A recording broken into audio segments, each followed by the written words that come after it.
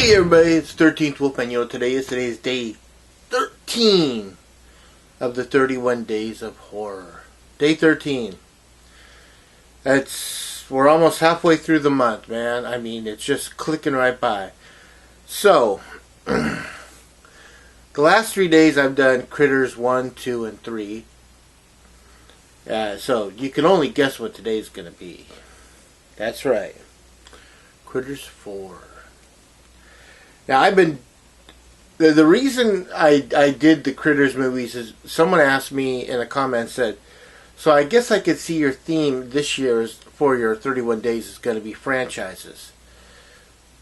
It worked out kind of like that, but that's not the plan. This year, man, I feel really bad because this year, doing 31 days, I'm usually like way ahead of the time, and I'm like, okay, I know what movies I'm gonna do. I got the list. I got all worked out, everything. I know what's gonna be on Italian Sundays.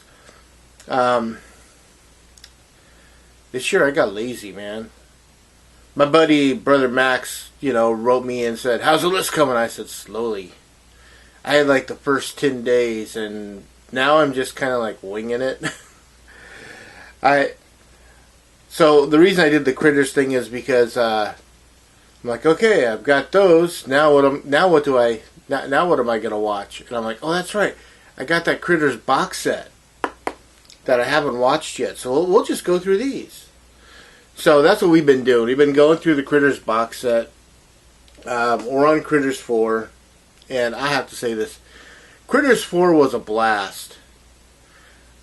With Critters 4. You get one person, one single, well, technically two. You get Terrence Mann also.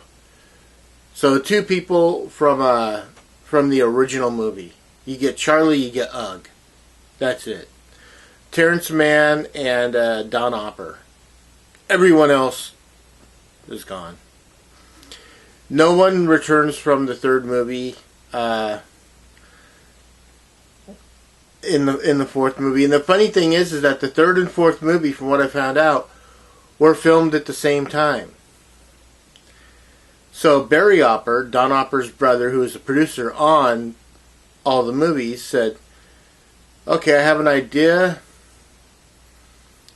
Let's make a Critters movie, but let's make two of them. We'll go to the finance, we'll go to New Line and we'll say, hey, they asked for $2.5 million, and they're like, sure.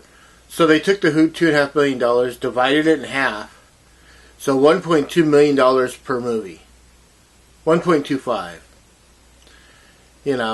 And so they filmed them back to back. They used the same space. It's like once they knew that they were done with the set for Critters 3, they would tear it down, and they would start building the set for Critters 4, which is entirely a space station. So Critters 4 is like 100% sci-fi. Takes place in outer space or spaceships, all that stuff. You can see that with Critters 4, it was deeply influenced by like things like Alien and stuff that take place, Alien, The Abyss, things that take place like in one singular area, pretty much, which is really, really cool. Now, the other cool thing about this movie is who you got in it. Brad Dourif is the main character in this movie, and he's not just a voice. If you don't know who Brad Dourif is, well, you don't fuck with the Chuck. That's right. He's the voice of Charles Lee Ray, Chucky from the Child's Play movies. Anders Hove. Anders Hove is in this without his Radu makeup on. He's from Subspecies. He's like one of my favorite vampire films, series. And then Angela Bassett, before anyone knew who Angela Bassett was, which is the coolest thing. So you got Angela Bassett, you got Anders Hove, you got Brad Dourif. Terrence Mann comes back as Ugg in the beginning and the end of the movie, and you got Don Opper as Charlie. and how Charlie winds up where he winds up. They filmed the ending of Critters 3 to mesh up with the beginning of Critters 4, so it makes sense on how things happen and how I don't really want to give too much away, but the critters are way cool in this.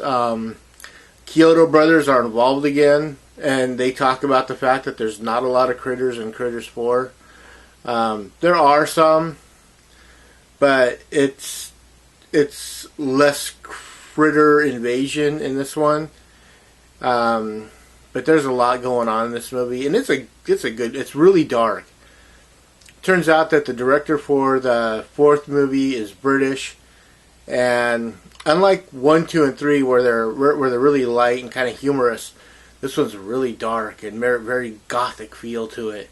And it's because the director is British, and British horror has a different feel than American horror or American sci-fi or whatever you want. So he went with a whole different feel to it. It's very, very. They're going for the claustrophobic feel. I don't get claustrophobia, but I can see where they're going for that. It's very haunted house in space type of thing. But the humor is very dark in this, and it just has a different kind of feel to it. This has to be one of my favorites. I haven't watched this movie forever. I forgot what it was like. So, this is 3.5 chainsaws out of 4. This is definitely a good time. Another one I would say, if I was to use Brother Max's rating, I would say watch with a bunch of friends. I would have to. This has to be watched with friends because this is such a good time. Now, they did make a 5th movie years later, like in the 2000s, called Critters Attack, but I don't think, I haven't seen it in forever, and I think it's more of a reboot than actually, I know it's not part of this series, because no one's in it. Except Dee Wallace does show up. That's what I do remember. Dee Wallace shows up in this movie, and she plays a character that isn't the character she played in the original film. Other than that, that's really all I remember about that movie. So, yeah, always like, subscribe, share, and comment. I always want to know what you have to say. Hit the bell.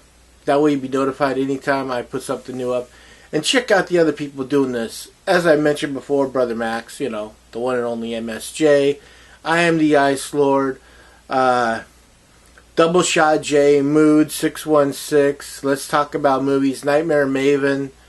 Tony Has 9 Fingers. Why is it whenever I say his name, I always have to throw in that weird accent? Tony. It's not Tony. It's Tony Has 9 Fingers, I know he's from New Jersey, but for some reason I say his name that way. And just so many others. So many, many, many others. Check them all out. As always, I'm the 13th Wolfman, and I'm on the prowl.